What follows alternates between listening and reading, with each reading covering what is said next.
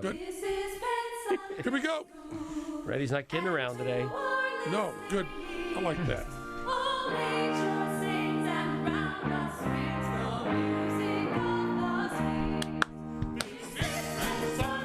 sea. Brothers and sisters, welcome to Penn Sunday School, starring Penn Gillette.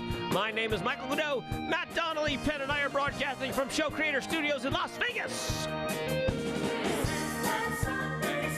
This week we're talking to a great magician, Mr. Norman Beck. And maybe we'll talk about his magic, but more likely, we're going to talk about his work as an insurance guy. Here he is, preaching love, Mr. Penn Gillette. That's so great. It's so great. Great. Norman Beck, insurance guy. Insurance guy, yeah. That's what he is. He's an insurance guy, but he has an interesting. Why don't you tell us what are your jobs? You know, we have a bunch of them, but the job we want to hear about is the insurance one. Tell us about that. Well, I work for a company that we cover really strange bets all over the world. Things like hole-in-ones at golf tournaments, half-court shots at basketball games, field goal kicks, where a cow goes to the bathroom, stuff like that. You cover where a cow shits? Yeah, we call it bovine bingo. Bovine bingo. And how much can you win on bovine? How's that set up? So imagine you would have you have right now the National Finals Rodeo. Huh? So you would take the arena, cut it into a grid of 100 spots, pick a number between 1 and 100, and if that particular spot is where the cow elects to go to the restroom, you would win as much money as you'd be willing to pay for a premium, anywhere from $10,000 to $1 million. How much is the most you've ever bet on a cow shitting? I think $1 million would be about the highest amount. So you guys actually, what happens is the Finals Rodeo sets this up where they're going to play this bingo game, and people can buy the tickets or hand out tickets or whatever. And then if somebody wins, you pay the money, not them. Correct. Okay. And they pay you money one way or the other. Right. And basically it's just a prop because it's strictly a 1 in 100 shot. So the cow really has no bearing on it. It's just pick one, the right number out of 100. The cow has no bearing. Well, that can't be true, though. Aren't there more likely places for the cow to shit? Can't you yell to the cow, hey, come over here? We haven't really done a lot of study on that. But I can't believe normally you do, right? Yes, normally we do. And why don't you tell how this company started? The company started the owner, Bob Hammond, the best bridge player in the world, was in the insurance business, typical life insurance. And one day I got a phone call.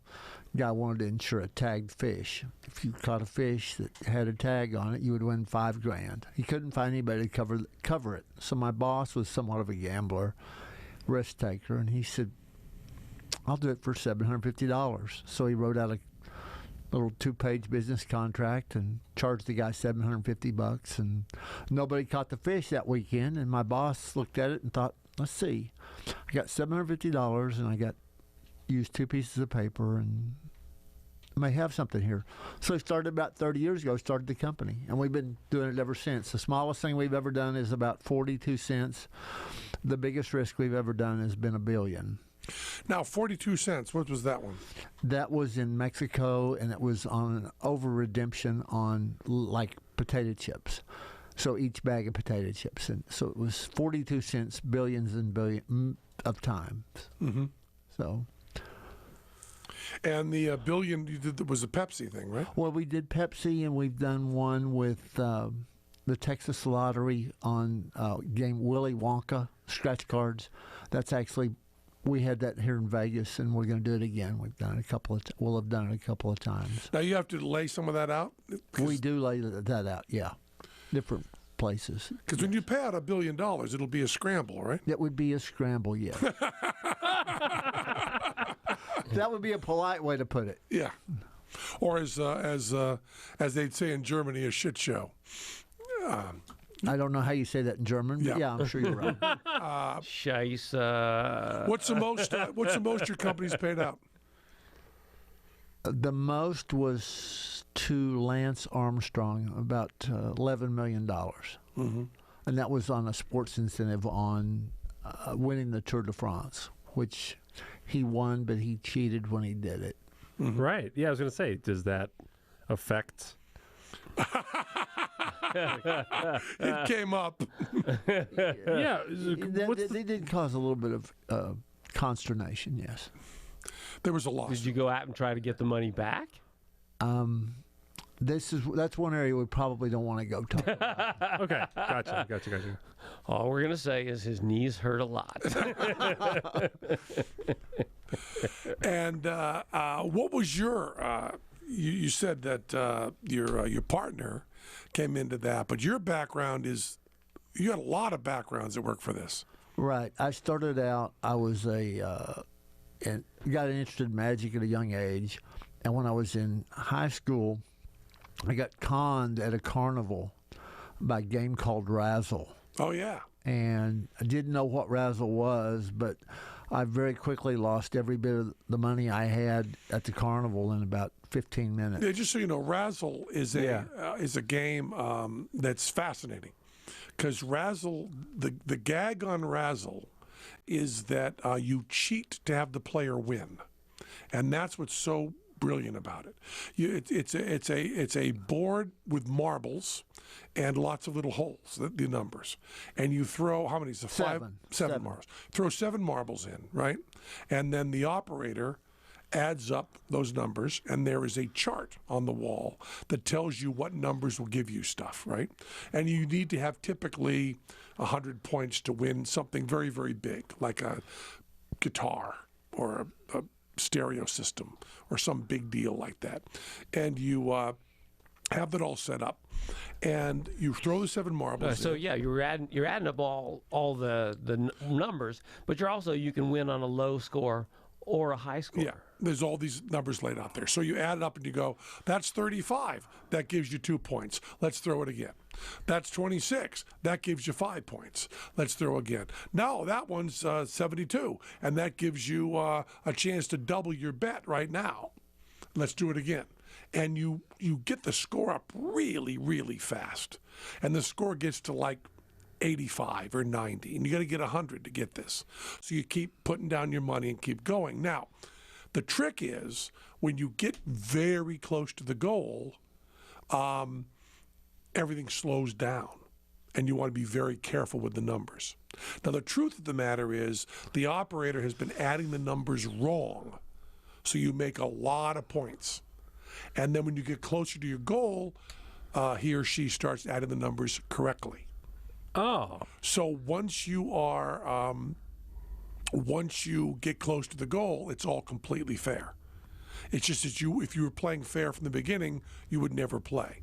And I used to know the numbers on this, but if you were to play completely fair all the way through at $1 a throw, it's something like $17 million to get 100 points.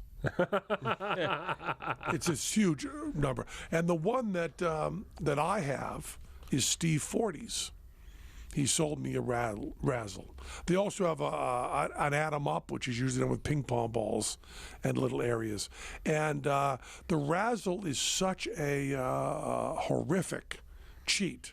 People go home and get money. People leave the carnival and go home and get money and come back because the operator keeps going, I'll leave you with this 96 points. You know, you only got 4 more points to go. And you were getting that like crazy before. You just hit this bad run of luck.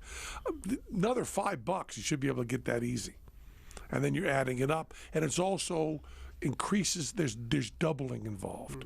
So man. a $2 bet becomes a $4 bet, becomes an $8 bet. Oh, man. And it's illegal everywhere, right? Right, it's diabolical. I actually, after high school, the only other time I saw it played, I was in Atlantic City on the boardwalk, and I saw it.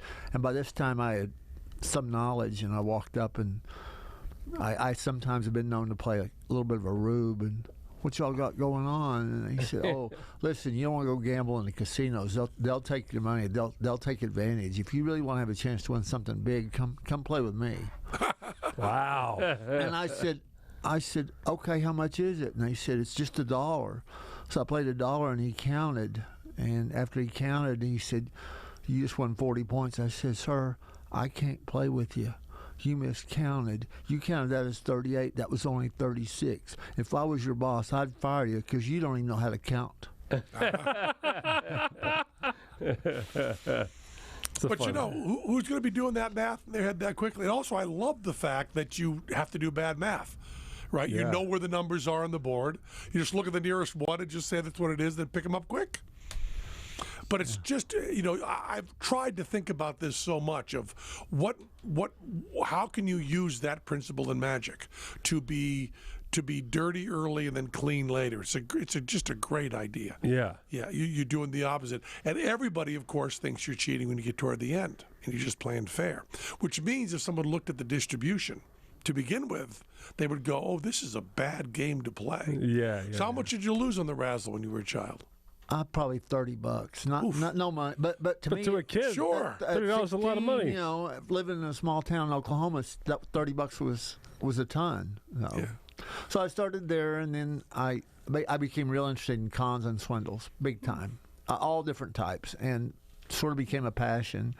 And then I became a policeman, and then I found out about bridge and started playing bridge, and I met my boss, and then I left the police department and went into Standard Insurance. And one day he called me and said, "Why don't you come down and go to work for me?" And I thought he was crazy because, you know, insuring a fish where a cow goes to the bathroom, field goal. I thought he was nuts.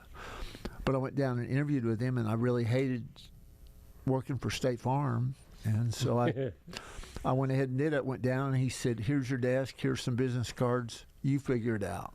And so that's been almost 25 years ago. That's I've been doing great. it for 25 years. Have Got about you- 5 million miles on American all over the world.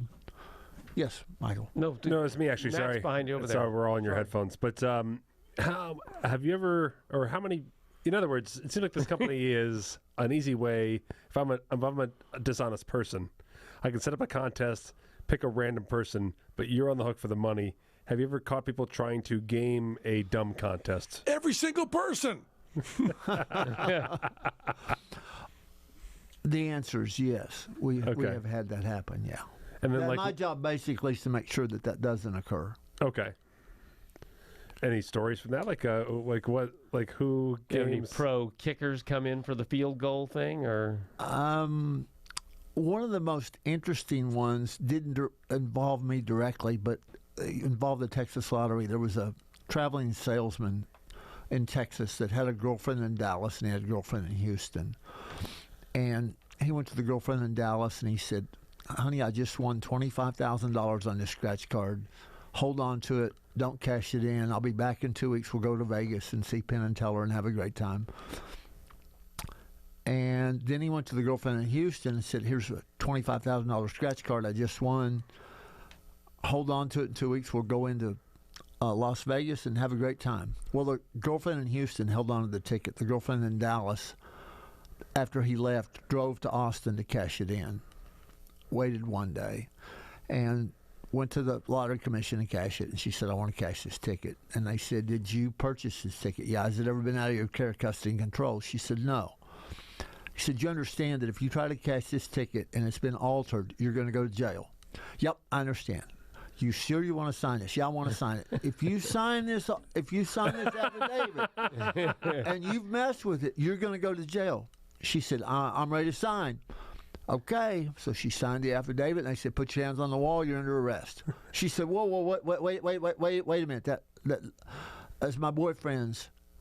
So they called the boyfriend. He said, "Yeah, that's right." He said, I have the winning $25,000 ticket in my billfold. I did alter 2 tickets to make them look like winners because I didn't know which girlfriend I could trust. And I thought this was a good way to test them.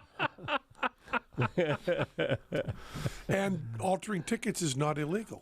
It only becomes illegal when you try to cash it them. in. That's right. Just like the same thing, all the magicians do that gag about it being illegal to write on currency, Yeah. which it's not. It's only if you with intent to defraud. Well, funny you mentioned that about writing on currency. We had a $1 million prize on a dollar bill. We call it a dollar bill drop. So basically what happens is, let's say 3 weeks before the contest, I would come to Las Vegas with 100 $1 bills. I would spend them throughout the city. And then on the date in question, a radio station would call out a serial number of a bill that I had seated. And then if you had that dollar bill and listen, you come in, you won $1 million. So what we are hoping for is that no one has that dollar bill and is listening to the radio or the podcast at the time. So we did this for $1 million. And kid called in, he had the winning serial number. We had him fax us a copy of the bill. Now, what he doesn't know is that I have a photocopy of the bill, and I've altered the bill myself. Even though I know what the serial numbers are, I put some marks on it. Oh, yeah, sure. Smart. So, Exactly. yeah. It's like, oh, God. So that, That's why you have this job and not us. yeah, right. So what this kid had done, he had found a serial number of a bill that the first 3 numbers were correct. Mm-hmm. He took an eraser and erased the rest of the numbers, and then took a pen and drew in ink the other serial numbers, thinking that I would notice. So I called the kid and I said, "Congratulations." I said, "I don't know what time you can be in the station tomorrow, but you need to meet me along with the Secret Service because we need to talk about this bill that you have because we feel like there may have been some problem." And, he never called back. Yeah, he departed, and we haven't heard from him since. But we've had that happen on other things. We had it happen on a collect and win game where they altered the pieces to make it appear that they had won, but what they didn't know was that the font size of the winning piece that was like Monopoly, like the boardwalk game, it was a different font size than all the other pieces, and so they had counterfeited it and used the same font size as the commons, and that they didn't know about the 2 rares. But So those collector ones are always just one piece they're going for, right? typically, it's on the main super rare it's 1, but then on the semi rare there may be 3 or 4, so that you can make it just like Razzle. You can make it appear that you got very, very close Oh, yeah. when you really were much further away than it would appear that you were. Yeah. Yeah, my wife plays the McDonald's, millionaire game, and the first week we have every piece except one for $1 billion. Well, it was funny. The McDonald's game, there was a guy named Jerry Jacobson who worked with us on one piece on a game. He went to prison because he had the same job I do, and he would actually distribute the winning pieces, slip them in around the country, and he would keep the rares, and then he would give them or sell them to his friends. Sure. Now, McDonald's, I think, should have had some idea. They had 5 winners 5 years in a row from the same state. It was a nationwide promotion. Now, All with his last name. well, no, not with his last name, but he ended up. He would sell these pieces to the people. Well, he had one person he sold to, and then wanted more money, and they dropped a dime on him. So McDonald's set up a whole game and ran it just to catch him. Wow. And he went to prison. And whenever we did a promotion with a winning piece, he had called me on the phone and told me he was a retired policeman, and he had the job of putting the pieces in, and it would really be suspicious if he and I both showed up together to put the pieces in. So I could just trust him, and he'd take care of it. And I said, "Jerry, you don't understand. It's my $1 million. I'm going to seed the piece. You're not going to touch it." Well, the day he got arrested, I called him on the phone, on his cell phone. I said, "Jerry, this is Norman. In case you were wondering why I really like to seed my own pieces, if you read the newspaper today, maybe you'll know. If you get a chance, give me a call." He never called me back. Some nutcase. Now, you've done, you told me, I'm trying to lead you into this story, but you've done, in your job, you do reverse shoplifting, right?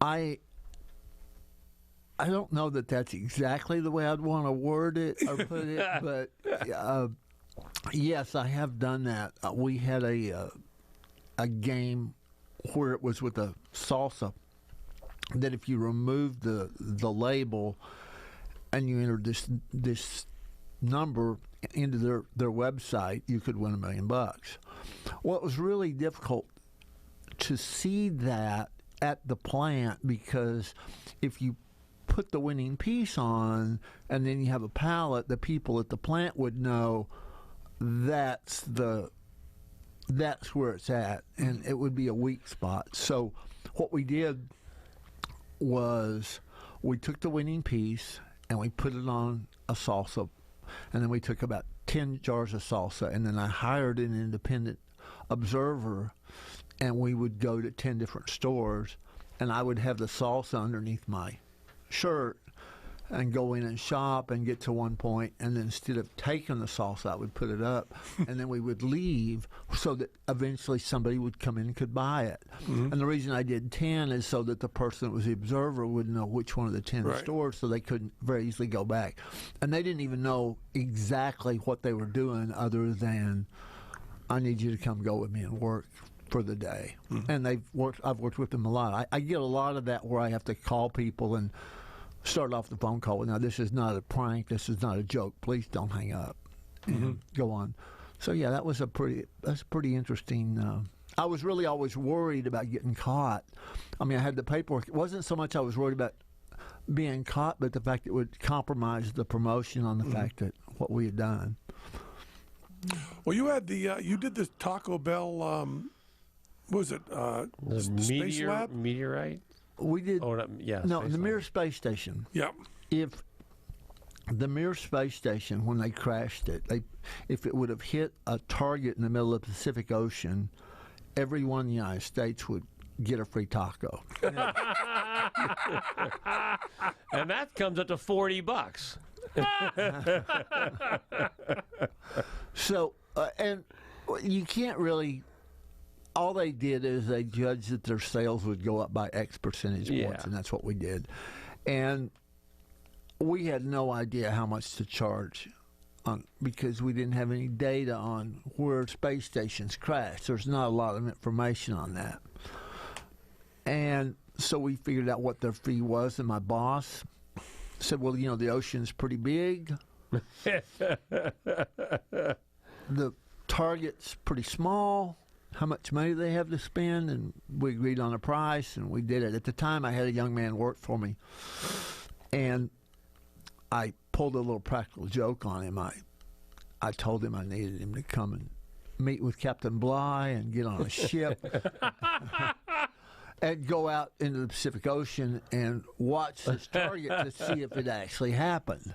It was 10 minutes. And I knew him really well. I knew he'd be in my office. So pretty soon he comes in my office, and I'm on the computer looking at the website for a flight. Right. He's like, you're kidding, right? Yeah, I don't really have to go get on a boat and go out and watch it. I said, no, we got to do it. The risk taker said it has to be done. He said, how long do I have to stay out there? And I said, well, until the thing crashes. He said, well, what happens if it comes down where I'm at? I said, you better get out of the way because it can be really dangerous. Now, I don't know how you all are about emails, but I'm very, very careful about what I put in writing on emails. I don't ever. I have a history of not being. Yeah, go ahead. Well, I mean, I occasionally send jokes to my friends that might be a little bit off color, but for the most part.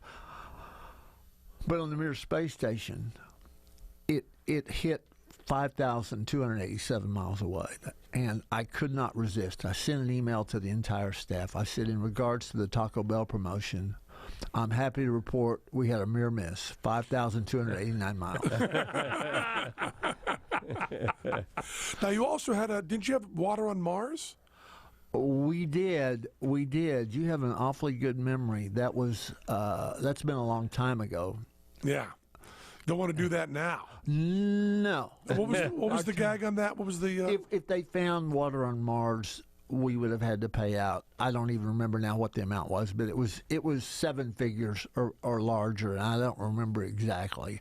Because you got to understand, we do several hundred of these a month, and it's pretty hard to... Is it several hundred a month, really? Yeah. Wow. Yeah. Now, not all of them are for $1 million. I mean, we do a lot of small things too. We don't. Everything we do is not big. I mean, we do a lot of... What's the most common? Golf hole-in-one, probably. Okay. Yeah, we do a lot of golf hole-in-ones for small amounts, anywhere from $500 up to the biggest we ever did was I had $2.5 billion at risk on one promotion. 2.5 what? Billion with a B. With a B. Yeah, it was in Detroit. And Jesus. I will tell you a funny thing about it. Yeah, tell us a funny thing about it. Everybody had a chance to win $1 million. Every hole was worth $1 million. So if you were the golfer, you had a chance to win $18 million. Uh-huh. And we take 18 million times the number of golfers, and it added up to 2.5 billion. Now, what was funny? Now, that would have been unlikely if every golfer got a hole-in-one in every hole. Right, but A little bit. But logistically, I had to have two observers. I had to have a police officer and a PGA pro in every hole. Plus, I was there and had some other people. It was interesting because a guy made a hole, and they took all the. Well, you say, how could you make a hole-in-one on every hole if it's a par 4 or 5? Right. They shortened the course to make every hole a par 3, so that it was So it was literally doable. Now, a guy made a hole-in-one and was not able to collect the money. He was playing in a foursome with Rush Limbaugh. So Rush Limbaugh was in this foursome where a guy made a hole-in-one on the 18th hole, and after the event, I had to interview everybody, and I had to interview Mr. Limbaugh. And he had been there all day with his security around him, and I had observed him from a distance, and he was not at all like he was on radio. He's not bombastic or overbearing. He was a very quiet, sedate gentleman, but I still have to interview him. So It's all the hillbilly heroin that slows him down.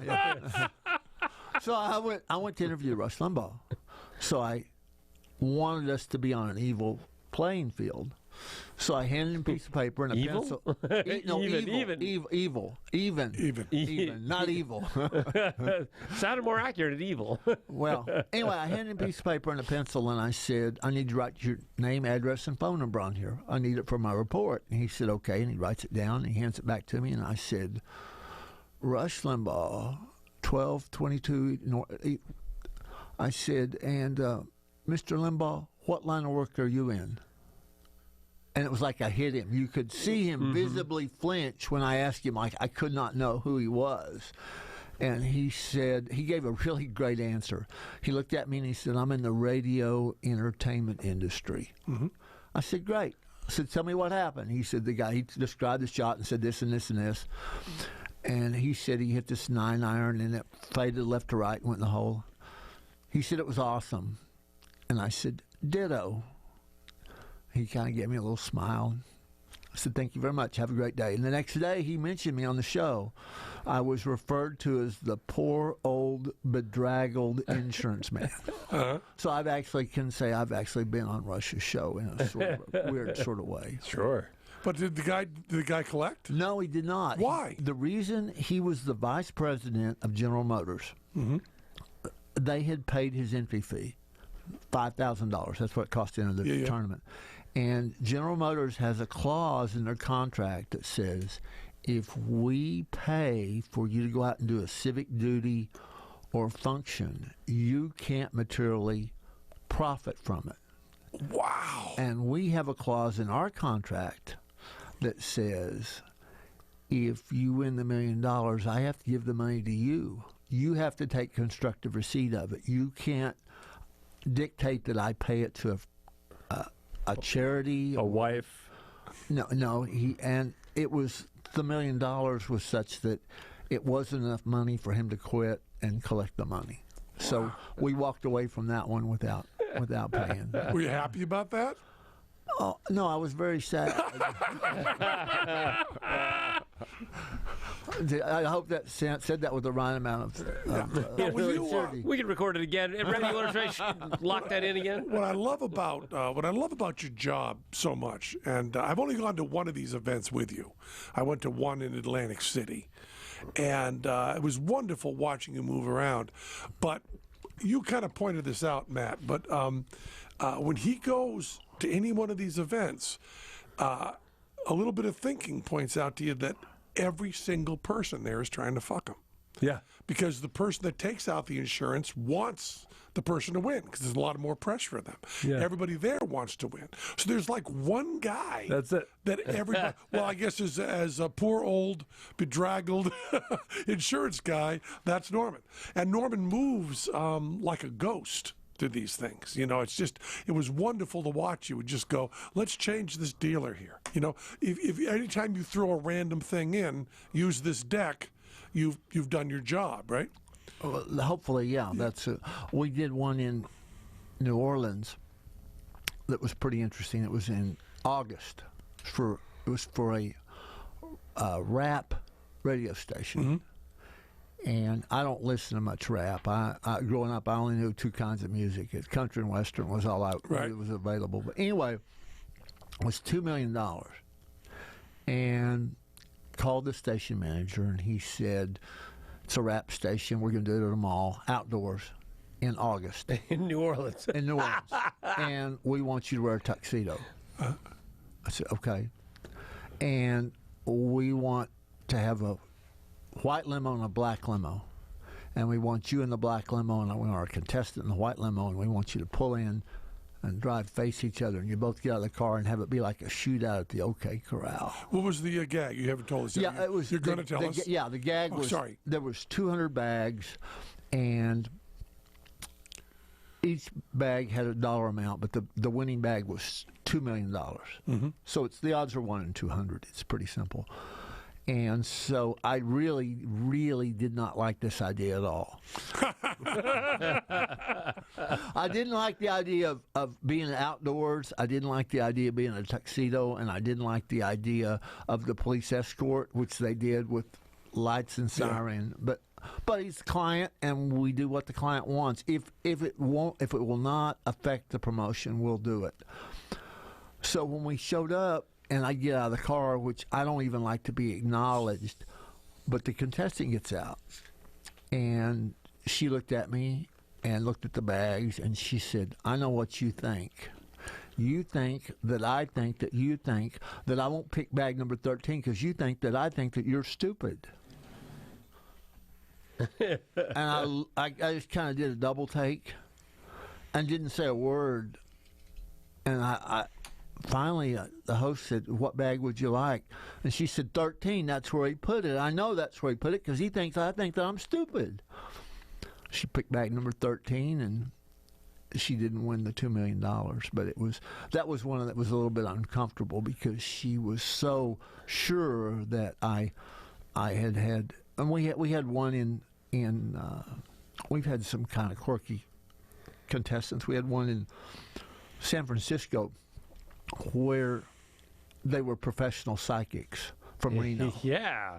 Good. And So there are problems for you because they just win every time, right? well, yeah, exactly. Well, the bags there were 100 bags, and you had to pick 10 of them. And if you picked the 10 bags and the 2 that had gold bricks in them, you won $1 million. And he informed us that there was really no reason to play the contest. Just give me the money, I'll go Yeah, home. he said, we're professional psychics, and we've already proven ourselves because we're here. Well, that's good. And I was pointed out to them that we didn't know that a professional psychic was going to win. Had we known that, we would have not put in the contract that you had to go for the bags, but you still had to do the bags because it was just a formality. And they picked the 10 bags, and they didn't get either one of the 2. And they wanted to go to dinner with the host wanted to take them to dinner, and they wouldn't go. Asked them what happened, and they said they seemed to think it was probably bad karma. So what do you think happened? He said, I think somebody put a hex on the bags. I said, you really think it was a hex? You don't think it could have been a curse? I said, I've always found curses work better than hexes. So, yeah, that was... Wow. And you do this thing that I would not have the guts to do if I had your job. You know where the hero bag is, don't you? I do. Not always, but most of the time. I would be so afraid Yeah. that You'd be someone looking could at read it or me. sweating on it. A or- clever Hans thing, that some way they could read my body language when I went towards it or something. But Yeah, I do. And it's really not a problem because I can play the rube pretty well. The one time Yeah. that was really pretty funny, we had $10 million in a bag. It was for a major promotion in New York City. now when you say, I got to stop you right here because I want to know about this. When you say you had $10 million in the bag, did you have the symbolic representation of $10 million? Yes, not 10. Okay, yeah, okay. yeah, not. I'm sorry, not the actual 10 million. No. Now, I just wondered, do you ever do that when the real cash or the real value thing is there? I've interrupted you. We'll get back to the story about it. No, not that I can. Not. Nope. No, not. So when you say the gold brick or something, you Yeah, mean it's just a always representation, just a- political, Right, exactly. symbolic representation. So, on this promotion, the least you were going to win was $50,000. Good. I like this promotion. It was really, yeah, really good. And there are 150 bags, and one of them has 10 million in it. Good. And called the guy up that had won. He was from Tupelo, Mississippi. He was a policeman in Tupelo, making 30-some thousand a year, and he hung up on us. First time called, said, "Congratulations, Mr. Gillette, you've won $50,000 and up to $10 million." He did not believe us, and he hung up. Well, that's the guy that's been around. Yeah, called him back, and he cussed us out and hung up. Uh-huh. Called him back a third time and said, "Before you hang up, let me tell you a few things. This is your name. This is your Social Security number. This is your date of birth. This is where you live.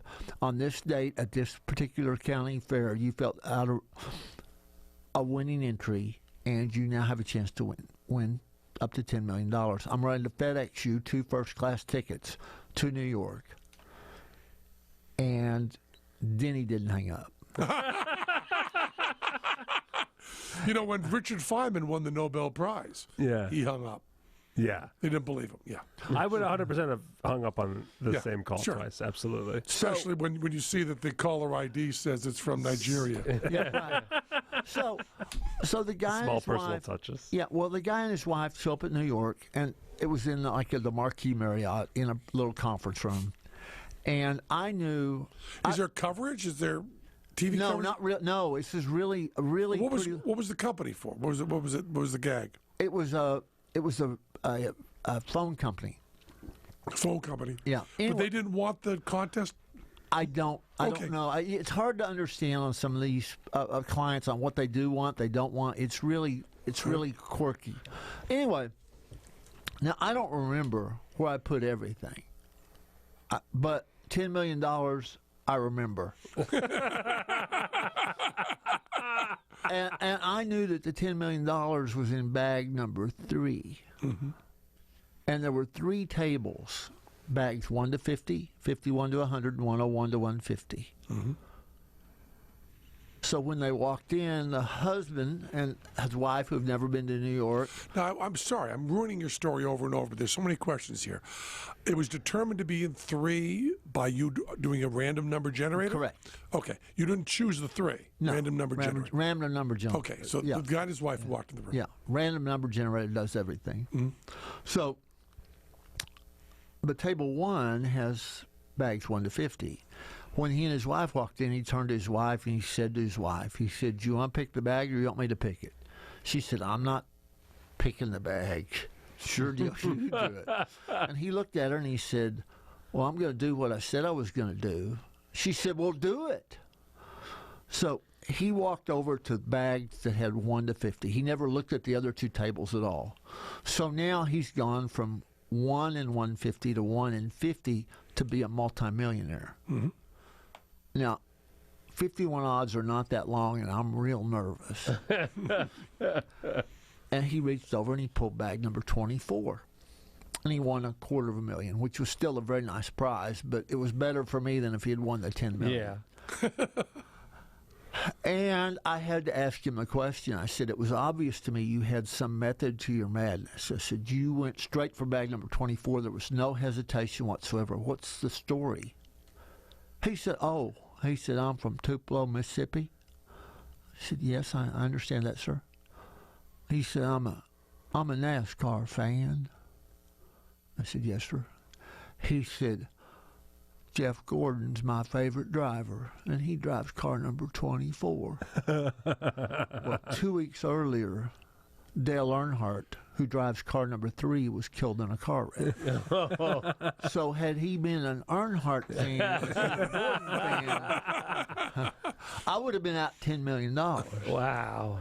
So from that day forward on really big prizes, oftentimes we just have 150 bags, but we don't have any marking on the side of the bag that they see. No numbers. So that they don't have any, there's no Right. bias. But does that change the I guess?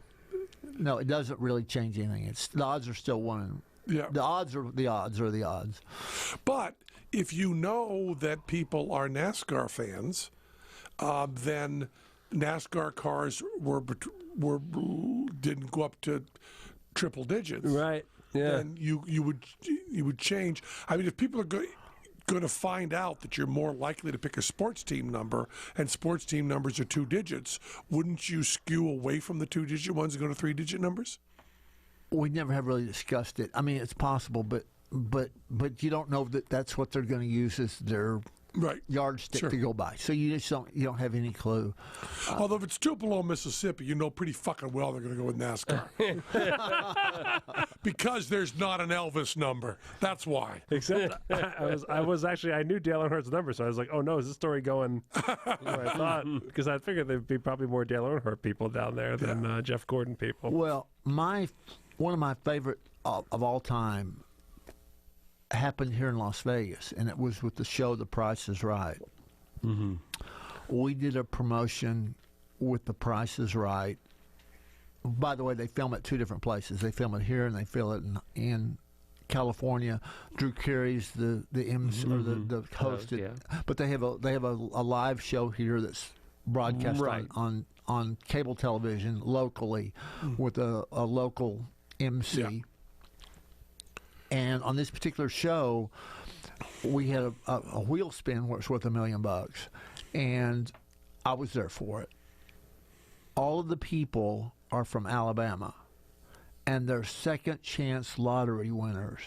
What that means is they played the lottery, they did not win, and they have been chosen to fly out here to Las Vegas to have a chance to win. So the demographics, I want to kind of set this up for you to you realize what the demographics are. And a guy comes up, they pick him, and they ask him how many times he's been to Las Vegas, and he tells them it's his first time. He's never been outside the state. First time outside of Alabama. And they asked him, the host said, where did you get the ticket? He said, I don't remember. MC said, you don't remember where you got the ticket? He said, nope. He said, I don't believe that. He said, how many of you out there in the audience remember where you bought your lottery ticket? Every hand goes up. He said, it's funny. He said, Bill, everybody, well, I don't remember his name, but he said, everybody remember where they bought the ticket except you. That seems very odd. He said, you want to know where I got it? He said, yeah, where'd you get it? He said, out of the dumpster. He said, out of the dumpster? He said, yeah, I'm a professional dumpster diver. Now, if you thought about this for a minute, if you were a host and someone said they were a professional dumpster diver, you can think of very intelligent questions you could ask them that would fit into the program. How'd you get in the business? How long have you been doing it? What's the best thing you ever found? What's the most money you ever made? Sure. He doesn't ask that question. And I'm sitting there thinking, you really need to move on. You need to get off of this. But he didn't. He looked at him and he said, what's the worst thing you ever found in a dumpster? Oh, no. What's the worst? Yeah, we all know. No, you don't. You think you do. I promise you don't. He looked at him in front of about 1,000 people on live television. Said, well, that'd be one or two things. Oh, no. That would either be used baby diapers or cricket manure. He said, cricket manure? He said, yeah. He said, you got to know your shit if you're going to be a dumpster diver.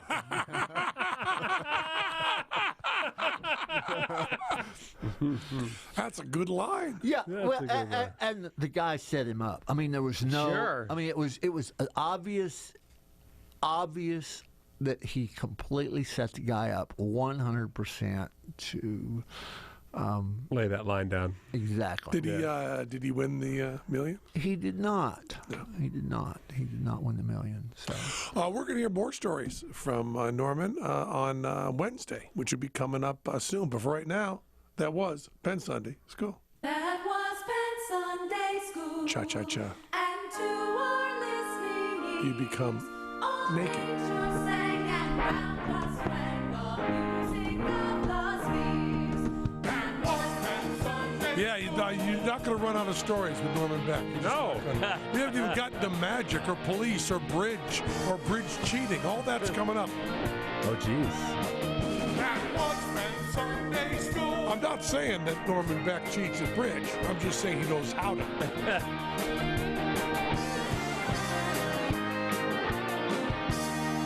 That was Penn Sunday School. You know we love you.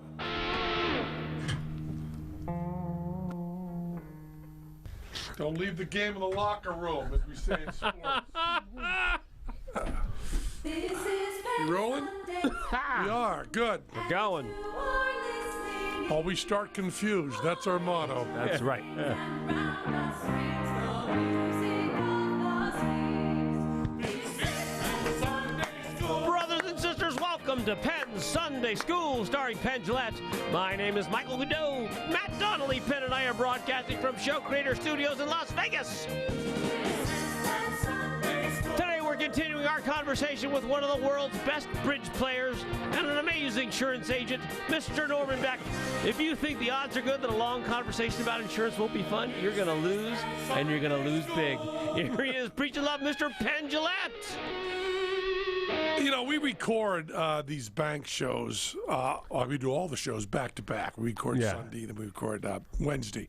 And we do them with a little break in between for me to have a pee. For anybody to have a pee that wants to, have a drink of water maybe, check your email. We do all that during it. I step out of the room. How long was I gone? 2.5 minutes. 2.5 minutes. 2.5 minutes what it took me to pee. The average mammal pees for 40 seconds. No matter the size of the animal. I don't know if you know that, but that's the average amount. That'll be useful for a gambling thing later. That's an interesting thing. Mammals tend to pee the same amount of time regardless of size. And we don't know how evolution chose that, whether that's the size of the bladder, or whether that's when you stop for a predator or whatever. But it's all size people tend to pee for the same amount of time. Wow.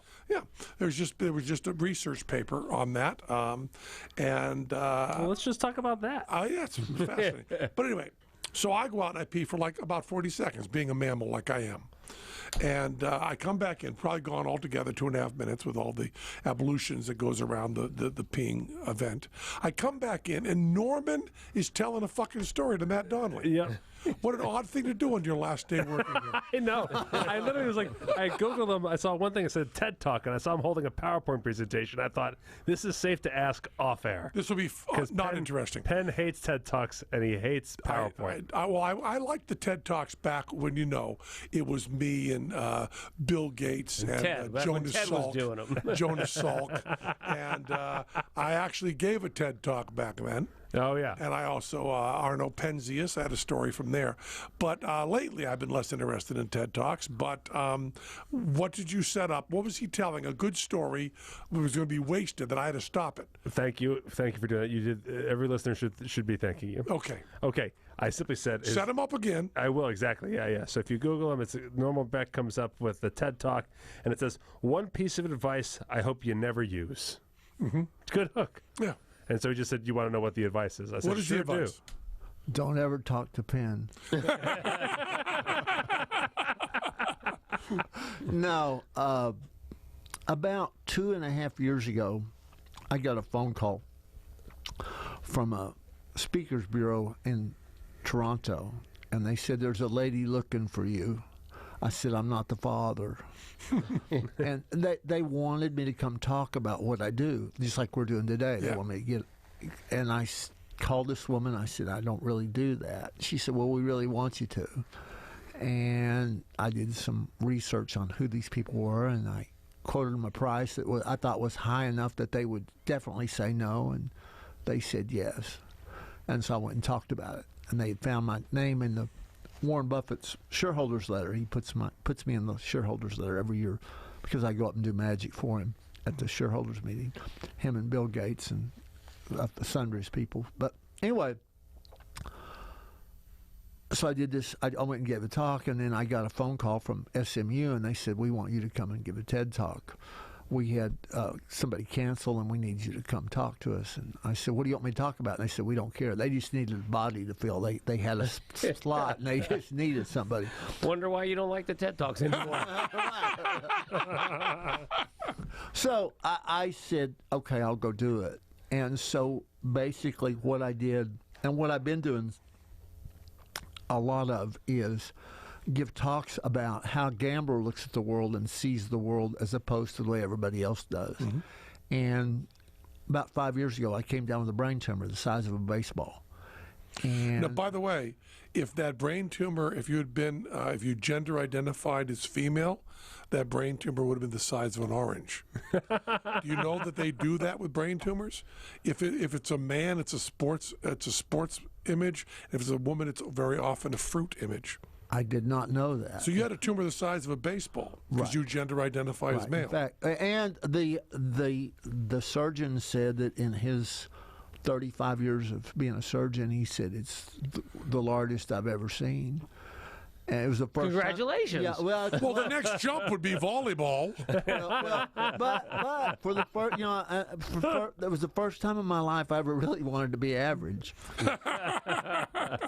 So what I did was I approached the brain tumor like I do any other contest, and did things that no one would think to do if you became if you got in a situation where you needed some medical advice or you needed something really serious. And the first thing I did was I took emotion out of it. I took emotion completely out of it. Just like when we do something for 10 million or $1 billion, I have no emotion. I don't look at money as, oh my gosh, look what I could do with this. I look at the money as simply a tool, just like any professional gambler. They don't look at the money. Yeah, poker players have no concept of money at all. None. It's zero. So I took emotion out of the equation, and the first thing I did was I went and hired the best malpractice attorney in the city of Dallas. I went in and sat down, and he asked me, have you been injured? I said, I haven't. He said, you had a medical procedure that went wrong. I said, no, I haven't had any medical procedures. He said, you took some drugs and had an adverse reaction. I said, I haven't had any drugs. He said, we're going to have a hell of a time winning this lawsuit. And I said, you don't understand. I don't want to sue anybody. I said, I just got diagnosed with a brain tumor. It's about the size of a baseball, and I've got to go under surgery for 12 hours. And I said, I need to know if this is the right person to operate on me. And his mouth dropped open. He looked at me. He said, in 30 years of practicing law, he said, I've never had anybody come in here and ask me to do that. And I said, well, until yesterday, I didn't need you.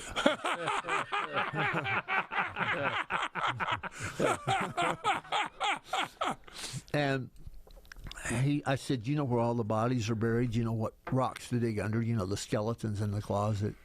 And so that was the first thing I did. And then the second thing I did. And he was able to tell you who had no problems. Right. There was one neurosurgeon that's now in prison for murder that was using cocaine and tequila before he would operate on patients. At the same time I was going through. So, and there aren't that many neurosurgeons. It'd be real easy odds-wise to pick a bad one.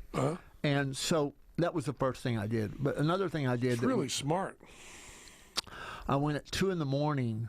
I got up and took a box of donuts and went to the neuro ICU unit at the hospital where I knew I was going to be staying, because I used to work at the hospital when I was a policeman, and I know a lot about nurses. Nurses are wonderful people. Anyway, so I took these donuts up and found a nurse that had kind of a soft heart and I could bend her ear, and I said, I need to know, what kind of a doctor is this Dr. Lazar? What kind of a guy is he? She said, he's rough and he's tough. He's got a really shitty bedside manner. And she said, he's the best fucking neurosurgeon in the city of Dallas. I said, he and I'll get along just fine. Yeah, you don't ever want a nice surgeon, ever. No. And so those were, and I did some other things. I found people that had the same exact problem I had had. And Wimpier versions. Not baseball. Not baseball size. You were the biggest. Yeah, Grapes. Well, but Grapes. No, not grapes. Ping pong balls. Golf balls. But I found people that actually had those same surgeons operate on them and say, what was it? What can I expect? Because I wanted to know exactly what I was looking at beforehand to make sure that, and most people wouldn't do that. In fact, I had a woman come up to me that took my advice and got away from a bad doctor, and she said, if I had not listened to you and done what you said, I'd be dead now. So it's really important. And I basically look at everything in life the way a gambler does. So the malpractice attorney cost you like what? $400? Yeah, something like that. Yeah. And you had an hour of his time, and he told you the stuff. And none of that is privileged information because he's on the other side, right? Right. Yeah. Yeah. So it's perfectly moral and ethical. It's the hour that he would spend researching that guy if he were suing him. Yeah. It's the same job. Same difference. Yeah. Exactly. All right. That's incredible. It's a really good idea. I also, the fact that you can just say no emotion on the old brain tumor is also pretty crazy. Yeah. What were your odds going in? I had 50-50 that I made it or I didn't. No, they said it was better than that, but they said that the odds were real good. But my heart stopped 3 times. I died 3 times on the table. I mean, to me, maybe I didn't die, but if my heart stops, in my mind, I'm dead. Okay, and they said it happened 3 times. Well, your mind's already got a problem. You got a baseball in there. Well, I'll be honest with you. I would have preferred they wouldn't have told me that. Yeah. That's one piece of information I will tell you a very funny story. Now, you'll get a kick out of this, Penn. I better. So this happened during the TAOM. Which is a magic convention, the Texas. Anyway, Johnny Thompson was the guest of honor at this promotion, not promotion, but at this particular convention. And before I'd come out with a brain tumor and knew about it, I had agreed I was going to pick Johnny up at the airport. It was on a Thursday. So I wake up from surgery, my surgeon's there, and I know it's a Thursday, and I said, listen, what time is it? He said, it's 4:30. I said, I need to be gone for about an hour. I said, I need to drive to the airport. I said, a friend of mine is coming in. I need to pick him up. He said, you can't leave. I said, what do you mean I can't leave? I'm coming back. He said, you can't leave. I said, I got to pick Johnny Thompson up at the airport. He's coming in. He's a magician. He said, Norman, you just had 12 hours of brain surgery. He said, you can't leave. I said, do you have any idea how big Johnny Thompson is in the magic world? He said, you can't leave. And this man who just saved my life, I'm still under drugs. I looked at him and I said, you're nothing but an SOB. And that's what I said. Except I didn't use just the initials. Yeah, I understand. Drugs will do strange things to you. So you picked up Johnny, and what happened? No, I actually didn't. I don't think I would have probably made it to the parking lot, to be honest with you. 12 hours of brain surgery, huh? And where was it placed in your head? It was on the right-hand side, over, And so they went in and... Do you feel lighter? No. Was there any awareness of the tumor? Could you sense it? I had lost... I became deaf in my right ear, and my equilibrium was starting to go bad. And I wasn't drinking. I just was staggering. Yeah. So, I was starting to... But I ignored it. In fact, had my girlfriend not... She kept telling me, go get your brain... Go get your hearing checked. And I didn't want to. And she kept saying, go get your every day. And so finally I went to get my hearing checked, not because I was worried about it, but because I wanted her to quit saying, go get your hearing checked. Well, if you wait long enough, you won't be able to hear her. Right. Another way to solve the problem. Right. So, but when I went and they tested me, they said, we need you to go get an MRI. And I thought, okay. And normally when they do that, I thought maybe I'll schedule a couple weeks later. I said, when do I need to do it? He said, you got an appointment in 45 minutes. You need to go right now. And I didn't think that was good. That Was very and then when I went and got it checked, got the MRI the next day, the doctor called me. Now, not the nurse or not the receptionist, the doctor, and said, you need to come in today. That's a bad sign. Anytime a doctor calls you and tells you to come in, it's not good. I said, what time? He said, doesn't matter. When you come in, I'm going to see you. Just come on in. And so I showed up. Oh, and man. Instead of going to the exam room, he said, come on back to my office. And you go in with all the plaques and stuff on the wall and the books. And he closes the door and says, have a seat. Anytime that happens... There's no good news here at all. Yeah, that's not good. Yeah, it's not good. It's not good. I have never seen, Norman, I have never seen a healthier MRI in my life. And I wanted you to be sitting down in my office when I tell you that. That's right. Now, you go run and have a good time. I love your hair. By the way, here's $20. Buy yourself a bottle of something nice. Yeah. It doesn't work that way. No. No. So you're sitting down in the office. And he says, he tells me you got this brain tumor, and so it's benign. We know it's benign. It's called an acoustic neuroma. He said, do you know what an acoustic neuroma is? I said, well, I know what acoustic is. It's what you used to play pool with. He said, no, you have a brain tumor. And it was like he had just slapped me. I mean, when somebody said, he goes, you hear those words, and it will alter your day. And I could not, when I went outside and I was going home, I could not tell my better half, my girlfriend, Joan, I could not say, I got a brain tumor, I have a brain tumor. I could not walk in and say those words to her. I can say it now here because I've said it a lot. I was up on the roof. You could just, Yeah. So I wrote it out, a note. I wrote out a note, pen and paper, walked in. She said, you see the doctor? And I just nodded my head. I handed her the note because I couldn't say the words. Wow. I could not say the words. And she was great. She was really, she said, well, we'll get through this, and you'll stay here until you're well. And when you get out, you'll stay here until you're recovered. And so it was really, if I hadn't had her, I don't know what I would have done. It was, but like, once again, I looked at it like a contest. Mm-hmm. It may seem strange, but that's the way I looked at it. In fact, that's the way I look at everything. I look at it like a contest because, in a way, life is a contest. Sure. That you're going to lose.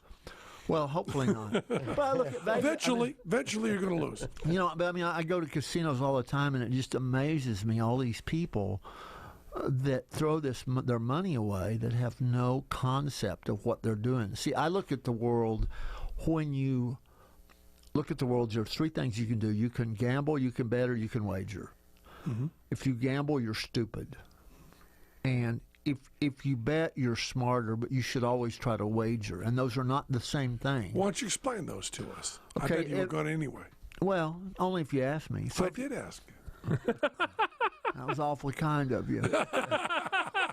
I'm going to take back all the bad things I said, except that one. So, if you're not a gambler at all, if I said, Penn, let's go to eat dinner, and we drive down the road, and we see a place that says, let's eat, and we've never been there, and we pull in, we just gamble. The food can be good or it can be bad, but we took a total gamble. If, on the other hand, I said, let's go eat, and we look on the internet, and we look at some Yelp reviews, and we pick a spot, now we have gone from gambling to betting because we have a better chance of it being good.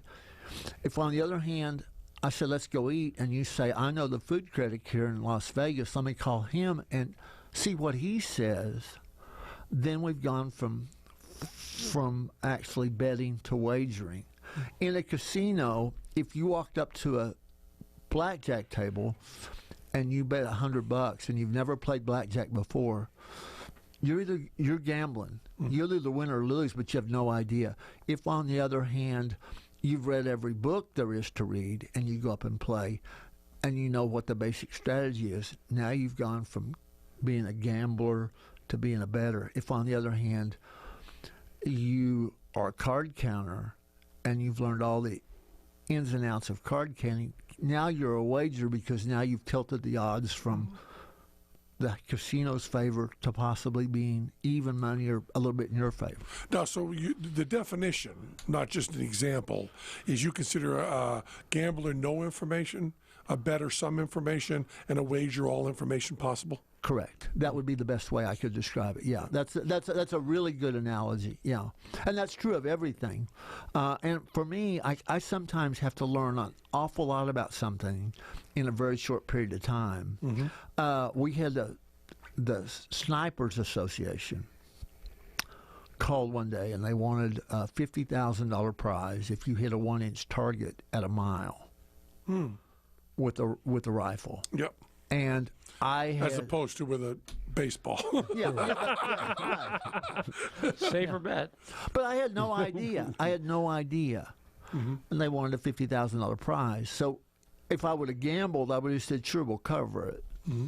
If I would have bet, I would have read a book and not known if it was a good book or a bad book, but I would have had some information. I would have been betting, but instead I wanted to wager. So I called some friends of mine that do sniping for a living.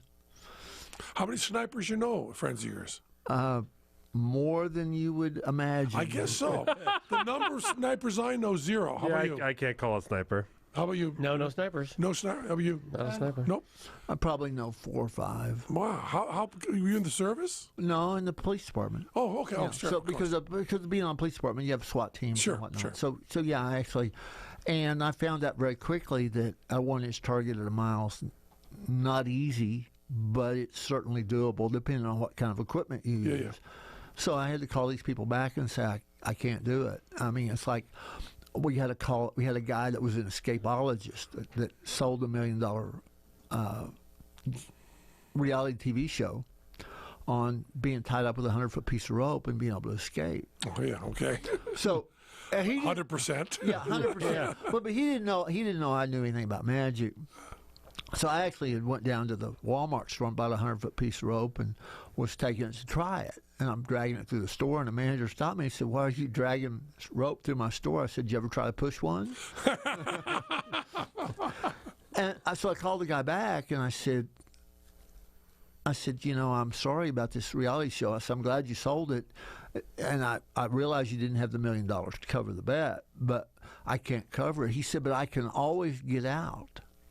I said, that's exactly the reason I can't cover it. He said, why is that? I said, because you could always stay in. I said, how do I know you didn't go in cahoots with the guy and split the money? And you take $500,000 and he takes $500,000 and I'm left holding the bag. He said, I never thought of that. I said, that's why you escape from ropes for a living. That's why I live in Dallas and take the stupid stuff. So that was, You also told me a great story about horseshoe pitching and the DJs screwing you up. Oh, yeah. Because, one of the big things about what he does is the fact that the people, like the free throws and all that stuff, the big thing that makes it a good bet or a good wager is that the person who's going to take the shot doesn't know they're going to take the shot. Right. And this is the story you told me. Right. So, was there a horse track in Houston, Texas, and it was 6 people. A lot of these stories happening in Houston. Yeah, right. Well, we have a problem, Houston. So the 6 people were going to be selected at this horse race, and they got to come down and throw one horseshoe, and if they make a ringer, they win $1 million. Now, I don't know about you all, but I'm willing to bet $100 that there's not a single person in this room that has thrown a horseshoe in the last 6 months. Good bet. That's That'd a be good a good bet. bet. So, That'd be a good wager. Yeah. however, if I called you up and said next Saturday you get to throw a horseshoe for $1 million, I'm going to bet every one of you would go out and buy a set of horseshoes and practice. Yeah. I mean, that just seems so. What was supposed to happen was I was supposed to show up at the event. We were going to randomly select 6 people, bring them down, and they were going to throw. Found out that they had picked them a week beforehand. Now, the problem is we were about to be live on television in 30 minutes, and we have 6 people that technically aren't allowed to play. Now, my boss, Bob Hammond, who's arguably the best bridge player alive, and somebody said something about me being a really good player. I'm the third worst player in my office. So I'm not, and I'm second worst at my house. My better half is a world champion, so I'm not near. I mean, I hang around those people, but I'm not necessarily. Not even the best drummer in the Beatles. Not even the best drummer in the Beatles. No. So anyway, I knew he was playing bridge at a bridge tournament, and I sent somebody to the tournament with a cell phone, and he's playing in a very high-level event. Woman walks in, interrupts him, and says, "You need to call Norman." And my boss, who's got a very good sense of humor, said, "I don't think this is good." So we ended up letting the 6 people go ahead and throw. But it was so funny because the manager at the racetrack suggested that we just alter the distance and not tell them. Right. The carnival game version. The carnival game. That was what. And I said to the manager, I said, "Where are you going to be working Monday?" He said, "What do you mean?" I said, "Well, I need to know where you're going to be working because I'm going to be looking for a job because my boss would fire me." I said, "The integrity of our company is such, we're not changing anything. We may cancel a promotion. We may postpone it. We may disqualify them, but we're not changing the rules and not telling them." That's not a possibility. Because It's amazing how quickly people become cheats when there's $6 million on line. Well, what happens so oftentimes is that they let the pressure get to them and they let it bother them, and you have to learn. I've learned over the years. I've had people call me oftentimes when something they thought was bad happens, and I'll just say, "Take a deep breath, relax. Tell me what happened, and we'll figure out how to fix it," because basically it comes down to, okay, now I've got this hand dealt. How's the best way to play it? Sure. Because if I get nervous and upset and worried and let emotion come into it, I can't play the hand the way You go on tilt. You go on tilt. Yeah. Yeah. So it's not good. So Did they win? Where's the punchline? Oh no, they didn't win. They came very close, but they didn't. Nobody won. Yeah, you told me when you told me this story that you felt that not all 6 of them had spent all week practicing. I did not. That's the most astonishing thing. So, I was gonna say. I actually asked them.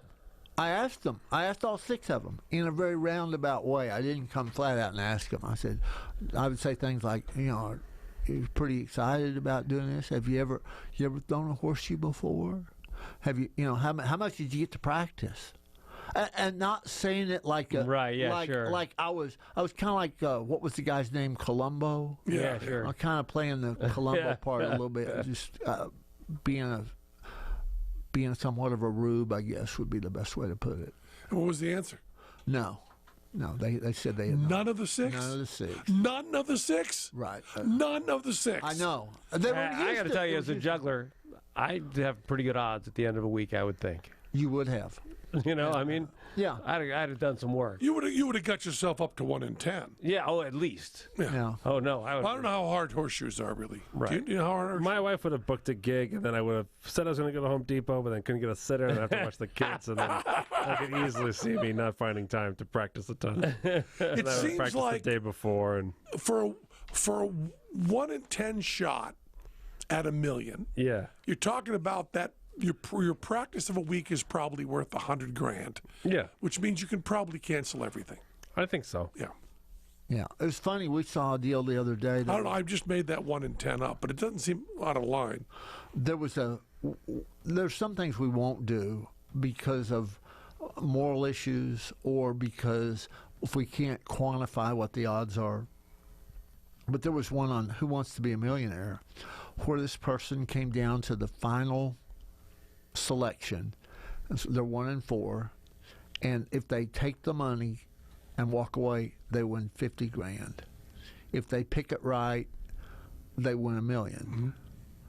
And they walked away, and everybody at the office is like, they're nuts because they're $250,000 positive if they just pick one, even if they don't know, if they have Right. no clue. But then you also have the utilitarian Of value. the 50 grand, that's you true. have the utilitarian value. of the And once you have utilitarian value, if you're Warren Buffett, it's no contest whatsoever. If you are homeless, you take the 50 grand. That's right. Yeah. And it's also the embarrassment, right? So you lose 50 grand, and you pick wrong, and you make 5.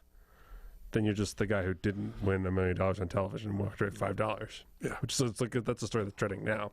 Yeah.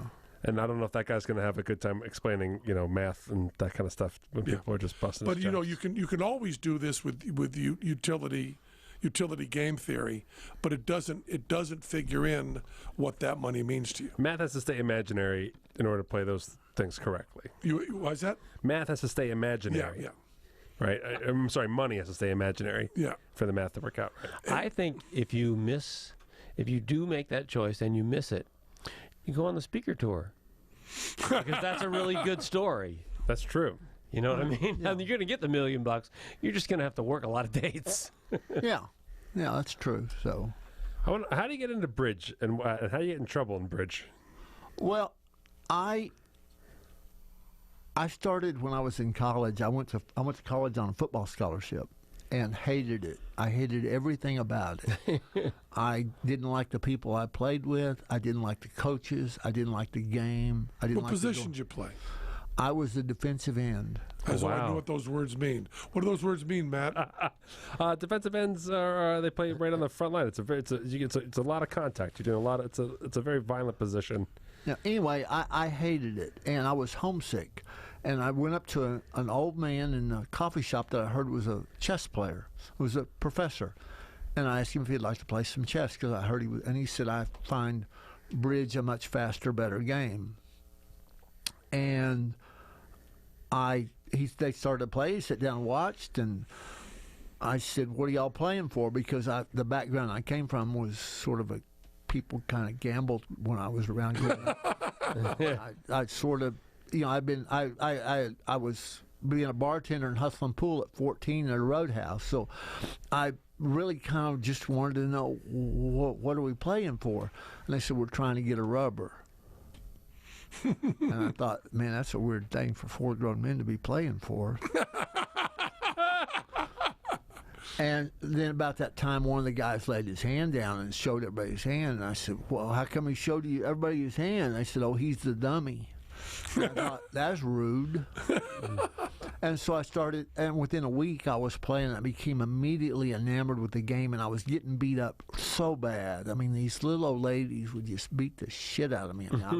I could not win because I thought you either had to be stopped or go 100%. So I went back to Tulsa for the summer, and there was a mafia kind of a bookie type guy that owned a club, and it cost $20 to get a membership. So I paid the $20 because I wanted to meet this guy, because I asked everybody who the best player was. And I learned this early on, that the best way to learn anything is you find who the very best is. You want to learn how to be a good magician? You don't talk to Penn. You go talk to Johnny Thompson. There's a we lot knew of that. There's actually been a lot of research on this. Oh. And if you want to learn something, they've done a lot of studies on this. You do not want to go to the best. Oh, really? You actually want to go to someone who has learned it most recently and gotten very, very good and has explained it both. If you go to somebody, if you want to learn particle physics, you don't want to go to someone who's been working in it for 20 years, because they do not remember what it's like to not know. For teaching, the memory of what it feels like to not know is really, really important. Okay. And there's a lot of people, you especially see this in music, you see it a lot in science, is the people who are really, really good, who've been doing it long enough, they've moved a lot of their knowledge into intuition, and into muscle memory, and into habit. And if they've done that, they may not be able to access it to tell you. Okay. So you probably want to find, like, if you wanted to go to the most successful magician nowadays, you would go to David Copperfield, and you would ask David Copperfield who to go to, and he would send you to Johnny Thompson. Okay. Because Johnny Thompson is has all the skills, but also has mentor qualities, which is really a very, very. We were talking about this. Yeah. Matt and I were talking about this. That even the things that I know very well in magic, Yeah. Johnny would still be better at teaching. Teller has a natural mentor teaching type thing. Johnny has it. I do not. No, you actually, but the only good thing, not the only, the timing of catching you guys now is you guys are creating more than you ever have. Mm-hmm. So you don't actually think to teach. What you actually do is you imagine doing it yourself. And you're literally like, all the great advice you've done with my tricks, I watch your body language and I watch you start moving your body like you do on stage, and you picture doing it yourself, and you go like, oh, why don't you try this? And you're just co-creating. You're not teaching. You're just co-creating the trick. I'm okay at co-creating. Yeah. Not good at teaching. Right. But okay, you find the best. So I wanted to learn. So I went to this guy who was a mafia guy, and I walked in to this club that he owned. And I'm 19 years old, and he's in his mid-50s. How could I help you? And I said, I understand you're the best bridge player in the state of Oklahoma. Is that true?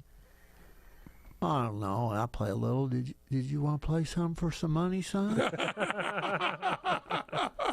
I said, no, sir. I just learned about 2 weeks ago, and I just want to know what it takes to be as good as you are.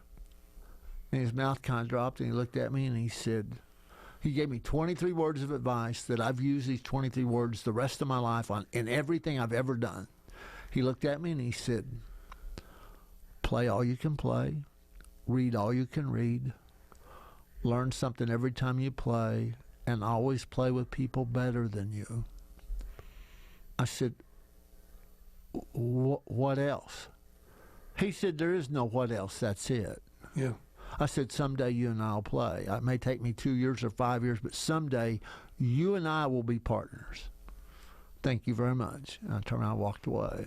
And sure enough, we did. But that was that, and that sort of led me to Bob Hammond, the best player in the world, because I sought these people out. I've done that in everything I've done. I seek out the very best at whatever it is I want to learn about. And most of the time, most people don't have the nerve to go ask somebody who's really, really good, and they're not really good. They don't have the nerve to go up and say, hey, but if they find out you're passionate about it, and you also have to have read whatever there is in the books and know that knowledge is not readily available, because if you went up to somebody like Ricky Jay and said, should I use red or blue back cards, he's not going to talk to you. Right. So that was really good advice. So I got started in that, and then because of that, I became pretty good pretty quick, because I had another mentor, a guy who was an old-time hustler I used to go in card rooms and play cards with him and watch him play and learn from him, and he was really good. Hustling at bridge? Yeah, playing bridge for money. Yeah. People, a lot of money get played in bridge? Not so much now, but at one time, yeah. And then because of that, then they tapped me to become a consultant when people cheat at bridge, on watch how they cheat and what they did and whatnot. Yeah, you've been involved in cases and stuff. I have been, yeah. Several, actually. In fact, there was one that was really interesting where you had 4 people at the table. All 4 cheated. Now, y'all don't know anything about bridge, and most of the listeners wouldn't either. So but let me explain it to you in a way that's not bridge-related, that will make some sense. So imagine you saw 2 couples walk into a nightclub, husband and wife, and all of a sudden husband A slaps wife B.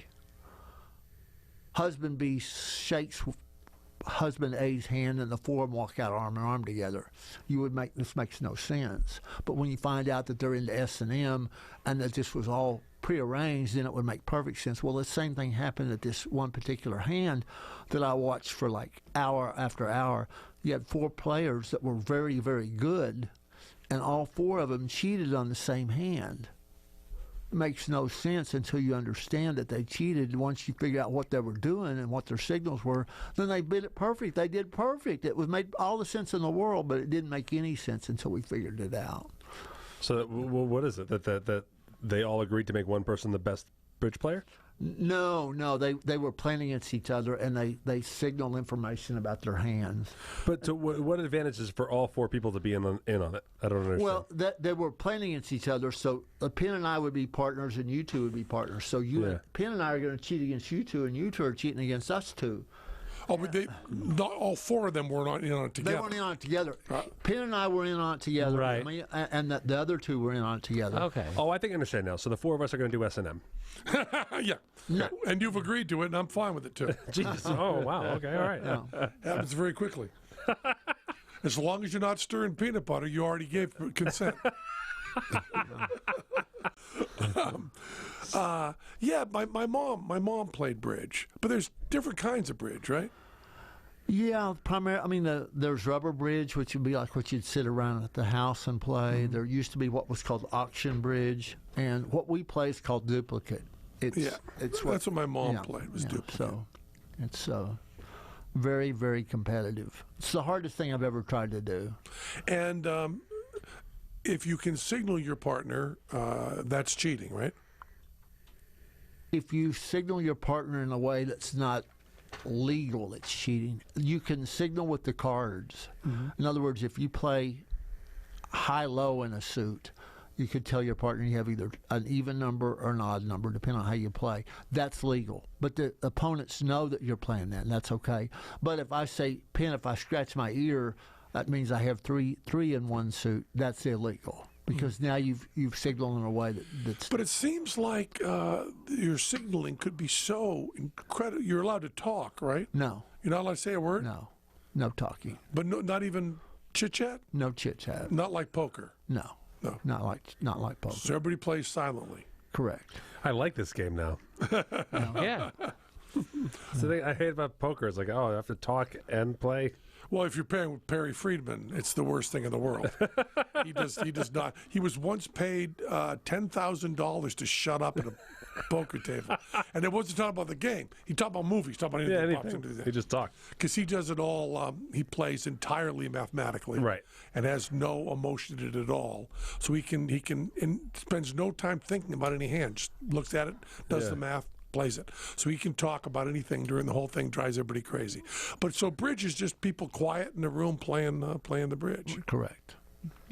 But it seems There must be like computer versions of it if we wanted to learn. There are. You can play online. is it becoming less popular lately, bridge? Is it fading away? Probably, yeah. Because the main reason the learning curve is so great. I mean, in order to become really competitive, it's probably take you at least 5 years to become really, even moderately competitive. And there's so many other diversions. I mean, I was the youngest person when I started playing bridge at 18, and I'm probably still one of the youngest. Still the youngest. Yeah, that's funny. Yeah, it's funny how that works. And they still have they still know who the best is, right? Yeah. And you still play chess? I do not. I never was really a chess player. I knew how the pieces moved. You still play pool? No, not really. But if you want to go play some, Still play football? I've never played it myself, but I've heard it's more fun if you play for money. there's some rumor to that I've heard. Yeah. So it's fun How often do you play bridge now? every day. Oh, really? I played every day since I was 18. Oh, really? Yeah, I play. Always real games or sometimes computer? I play a lot. Well, on the computer, it's still a real game. You're not playing against robots. I know, yeah. but what I meant was live real, games. real people I play about once a week live. But unless it's a tournament, then we'll play twice a day for 10 days in a row. They just had the National Bridge Tournament in Hawaii. I didn't get to go. They're going to have National in Memphis, and we're going to be in Vegas this summer. So I'll be here for 11 days. And how much luck and how much skill? Same people win all the time? Pretty much, yeah. It's just like in poker, you're going to have about 90% that are what I'm going to call dead money, that they have no real chance to win. You have about 10% that's going to win probably 90% of the time. You know, the best, because there's really not much luck. It's all skill. And people that play the best win. It's like backgammon. If you two guys sit down and play backgammon, one's better than the other, he's going to beat you, almost always. You know, it's like in Vegas. If you play slot machines, you're going to lose because the slot machines are more skilled than you are. As Steve Forty says, let me get this straight. That's what he says about online poker. I give you money, and then you decide whether I've won or not.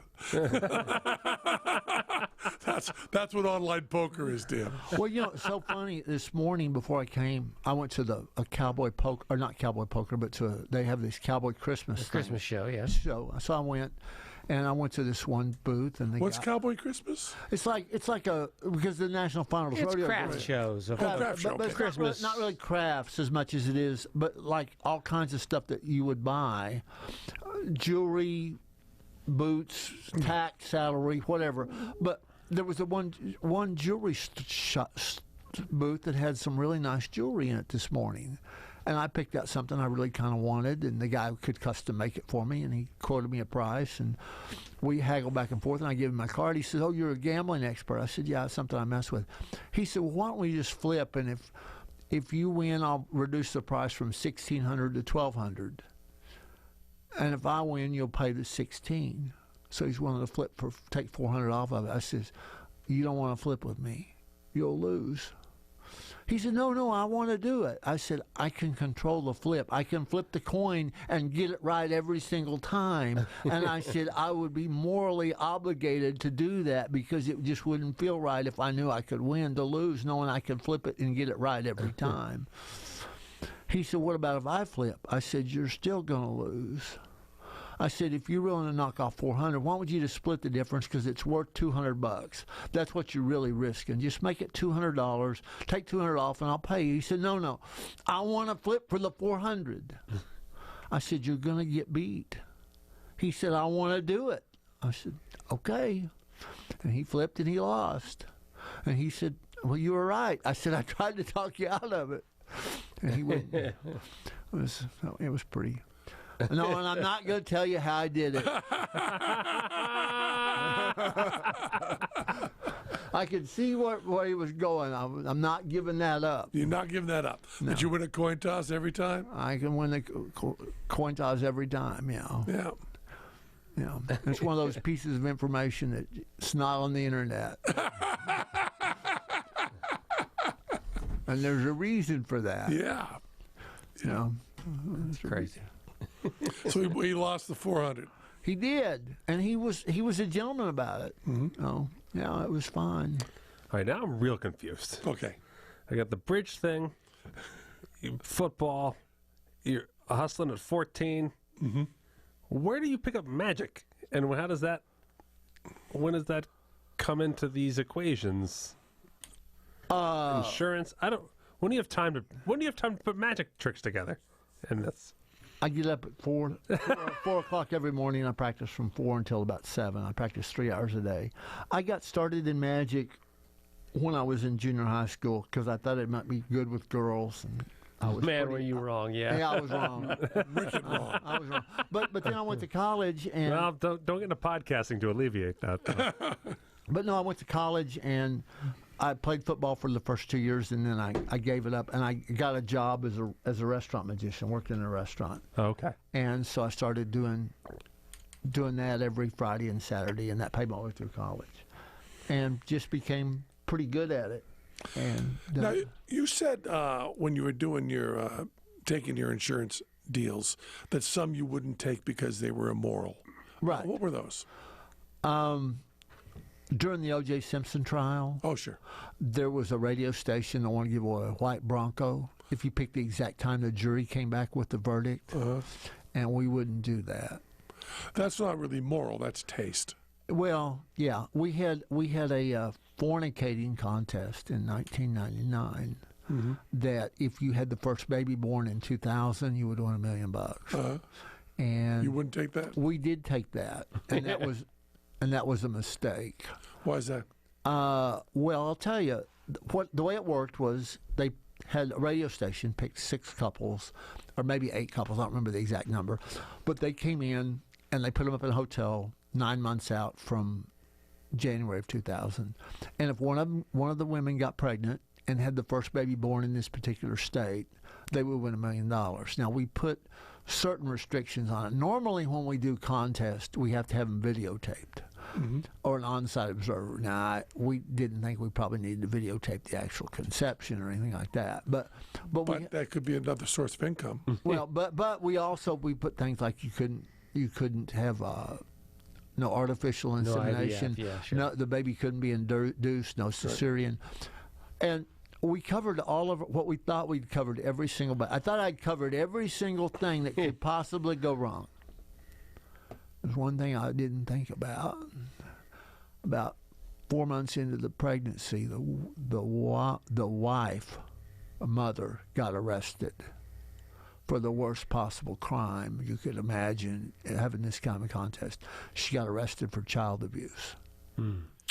So it was really a PR nightmare for the radio station. Oh, Jesus. So, but you just wouldn't think of something like that. Yeah. So that's one of the things that Still not immoral, still PR. no, probably not immoral, but we also won't insure, like, Who Wants to Be a Millionaire? We can't do that because who knows how smart Penn is. You don't know how smart the person is on I got a pretty good idea. yeah. But you don't know how... How many times have I hit my wife's car? Yeah. Well, but it's... So if it's something subjective in nature, we'll do it. If it's objective, we tend to stay away from it. Like You who said had... that Backwards. Just You said said it it backwards. I said it backwards. Yeah. But if you we once got a call to insure hog sperm, and they wanted if you bred this particular hog, and then the offspring was in a contest and got voted the best hog of the show, then they would win a prize of say $50,000, and we wouldn't do that because the best looking pig to you may not be the best looking pig to me. Sure, that's, yeah. So we can't. Pretty subjective. Yeah, just like Miss America, you can't. Who's the best looking woman that walks through the door? Right. the next one. Right. So that's kind of. And how's business going? You still going strong with this? Good. Yeah, I don't travel as much since my brain tumor as I did before. I mean, I still travel some, but not as much. I mean, and I'm really enjoying. Besides, I write a column every month. For 13 years, I've been a writer, and I still do magic, and I'm doing the speaking. Yeah. Trying to go do stuff. And where are you speaking mostly? Well, for private groups, somebody that wants to have me come in, some organization. And I've seen your video. You do magic. You talk about the job like you're doing here, and lots of philosophy stuff. Right. And where does someone find you? Norman Beck. NormanBeckSpeaker.com. NormanBeckSpeaker.com. Right. And it's really funny because I find that I really enjoy, of anything I've ever done, I like the speaking as much as anything I've ever done in my life. It's really, to me, it's very rewarding to get up and tell people and let them see the world and that they never thought about. People don't realize how, by being a gambler, what a smart move that is. In all aspects of one's life, because so many people leak and they lose money and they throw money away that they don't realize that they're doing it.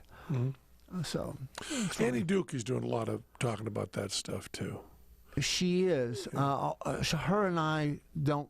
Our philosophies are somewhat different. But yeah, I know Annie's the only other one out there I know that's doing that right now. Yeah. How so? How is your philosophy different? She's comes from a poker background, and her and I, it would be difficult for me to explain in a short period of time. Okay. Yeah. But she's also hardcore math and game theory. Yeah. And Norman's a little more human point of view. To me, Yeah. having talked to both of you quite a bit, there's a difference there. I know there's like game theories taking over poker, like in a weird way. Like people are playing badly on purpose to get in people's heads and stuff, and just making it emotional for people and things like that. Now that's like Well, there's also crazy. game theory means a couple different things. Right. There's actual game theory is a branch of mathematics, and there's game theory is how you're playing. Okay. different things there. But game theory is a branch of mathematics. Is a whole separate thing. And how not to be wrong in those books like that of the thinking out.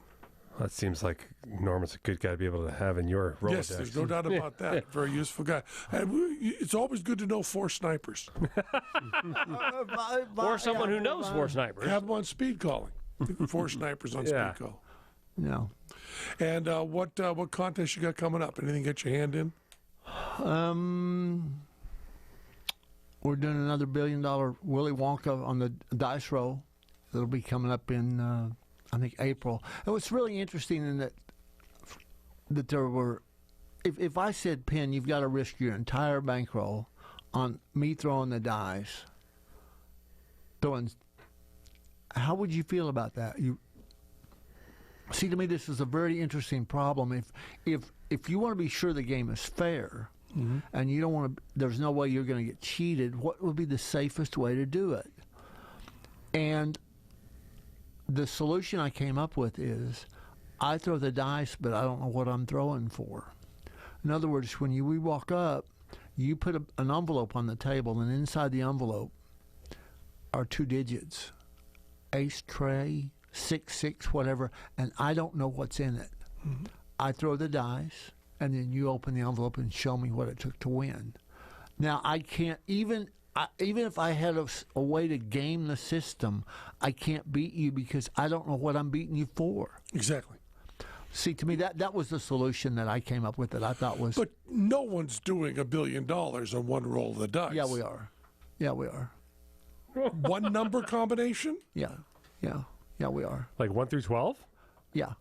Well, no, you can't roll a 1. Well, you can't roll a 1, 2, 3. So what? So that's how you win. Yeah. So what then are your odds of doing that? 50-50. Either you do or you don't. I told you it's earlier. No, it's. But that was.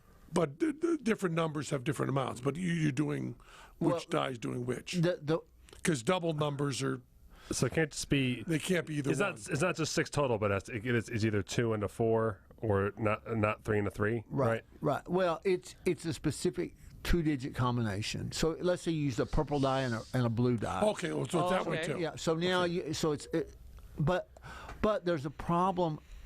The psychological factor comes in because the people that are playing, if they get to the point where they could throw for $1 billion, they will have won $20 million. So the question is this: I hand you the dice, and you can throw them for $1 billion. If you hit the right number, you leave $1 billion there. But if you hit the wrong number, I'm going to take $18 million of that $20 million you had, and you only walk away with $2 million. So now, do you want to risk $18 million to go for $1 billion? Mathematically, the odds say you should do it. But back to what Penn said. Situational. From situation, most people, $20 million is a life-changing event. And I don't know what I would do with $20 million than I would do with $1 billion. I don't think $1 billion or $20 million, neither one would. That is absolutely the case with me, and I say it all the time. It's like I don't understand from where I am now what's more available to me at $1 billion versus $20 million. I really don't. Can't make a movie. Charity. Yeah, you can change Malaria. You can change the world With $1 billion? With $1 billion, you probably can't get rid of malaria. You can't get rid of polio, but you can save a lot of people with $1 billion. All right, I'll roll. But you can save a lot of people with $150 too. Okay, I'm in that. I can do that. Today? Do I have to do it today? Yeah, like can you wait till Can I Friday? wait till Friday? Well, that'll be a nervous dice roll, won't it? If it ever happens, because I don't think most people would, if you put 95% of the people, probably more than 95%, would not want to throw for $1 billion if they had 20 million, if they had won 20 million. I don't know what the number would be. Well, it's not what they win that matters. It's what they could lose that matters. Right. Yeah. All right, so I choose to roll for the $1 billion, which means I have 20 million, and then if I lose the roll, I have 2 million. Right. So you have to ask yourself, what would you do with 20 million that you couldn't do with 2 million? Right. That's the real question. That's a big the real difference. question. That's a big difference. You can have almost any apartment in Manhattan and in Lake Tahoe and here in Vegas. Yeah. Or you can have pay for your house and keep living in it.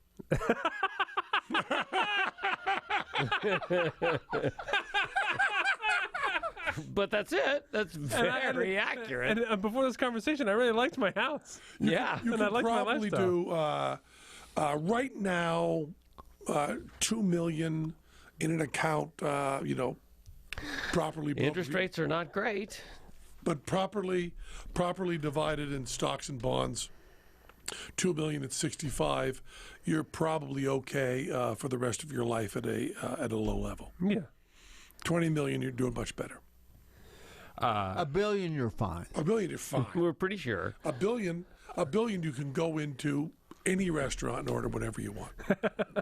But I bet I can run out of it, though. How would your that's what life I change, know. Penn? At $1 billion? No, 2, 20, and $1 billion. My life, there is not an amount of money that changes my life. Even $1 billion. Don't think so. I think your wife has a different answer. Yeah, I think I do exactly the same stuff.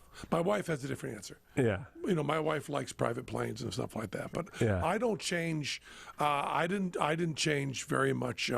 Once the biggest change in my life financially was taking care of my parents when they were at the end of their life. Yeah. But my life financially hasn't changed very much because I don't do anything. I have no desire to travel. No. I don't like things very much. To this day, if you are paid cash in any capacity, it makes your day. Yes, I love. Oh, if I play bass and get paid $300, I am through the roof. Because I haven't seen money in so long. But yeah, it's really I don't. There's not much coveting. Yeah. Not much coveting in my part, you know, and that's because I'm very fortunate. Yeah. There's not. I have the computer I want. I have the phone I want. I have a bass. I have a guitar. It does seem like I have a nice house for my family. one of the things that was fun about living in Vegas is almost like every lifestyle is accessible and you can cross paths with almost every lifestyle here. And I did not feel that way when I lived in New York. Yeah. And it just seems like there's always a echelon club group access activity thing that happens the next echelon of wealth, no matter what echelon of wealth you have. Yeah, except if you don't do anything. Right. You know, it's what if you didn't have to work, you wouldn't work. Right. I don't have to work, and I do. Right. And therein lies the difference. That's true. I don't know what amount of money stops me from doing the show. Yeah. You know, it's like the jazz musician who wins the lottery, and they say, "What are you going to do?" And he says, "I'll keep working till the money runs out." You know, Yeah. all I can think of is I might pay the people that work with me better. Yeah. So we could hope you win. like That's a good way of making sure that we hope you win. B.B. King and Keno. Exactly. B.B. King and Keno. You know, we it's funny you mentioned that. We did a promotion at a casino in California where a woman didn't speak very good English, and they asked her, "What would you do if you win $1 million?" This is in front of about 350, 400 people. She said, "I would make love to everybody in the audience." That's what she said, and the MC I knew pretty well.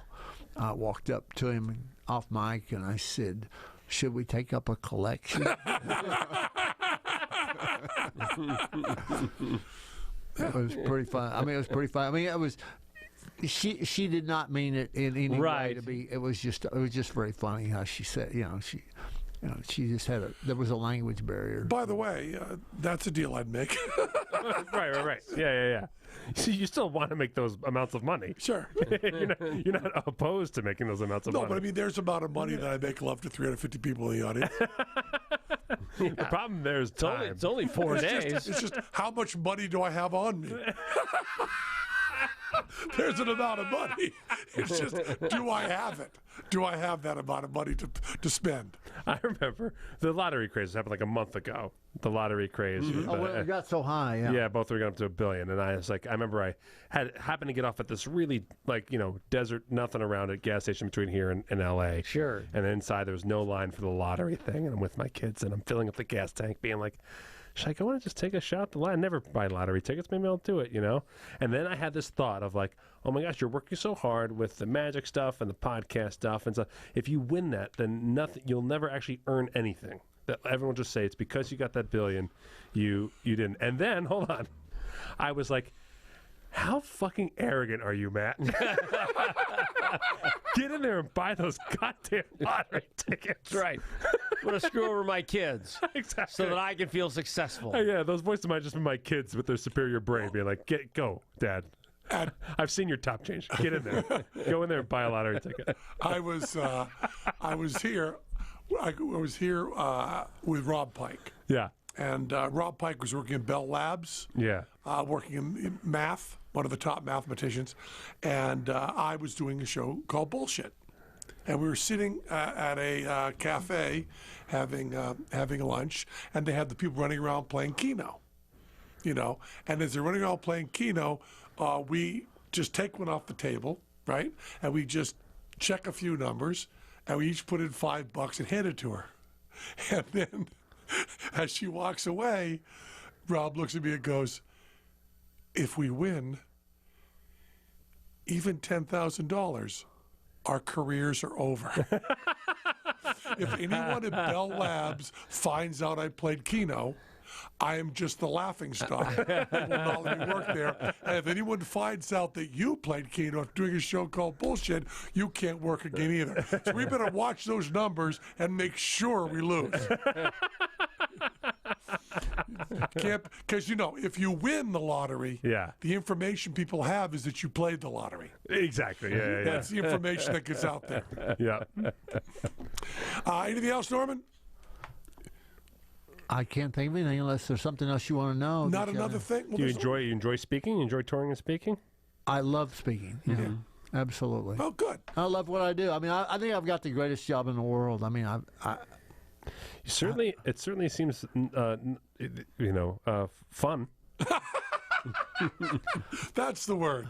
That's the word. Like every day, you don't know what the fuck the thing's going to be. You pick up the phone and be like, what dumb thing does someone want to do for Where's money? Skylab going to crash? what's it going to be? Well, we got approached about a reality show, and we actually had it sold. Yeah. And after we sold it, they said, okay, now we need to invent a bunch of games and make it appear that you've... Yeah, it's reality TV. And my boss said, we're not creating any games. We're SCA Promotions, and we do what we do. We're not going to invent something that's fake, that we don't ever do, we don't ever cover. We'll do SCA Promotions games. That's it. And we walked away from it. And the guy said to me, he said, well, wait a minute, you have a chance to be famous. I said, I don't need to be famous. He said, well, you could become rich. I said, I don't like money. And he was like, but you could. I'm like, yeah, and it'd be fake. And we don't want to do fake. Right. Then you don't want to do reality. No, I don't. No, you don't. That was Penn Sunday School. That was Penn Sunday School. Cha-cha-cha. And to our listening ears, $10 says you become naked. picture set and round us when the music of the spheres. That was Penn You're not Sunday become School. naked. Taking the bet?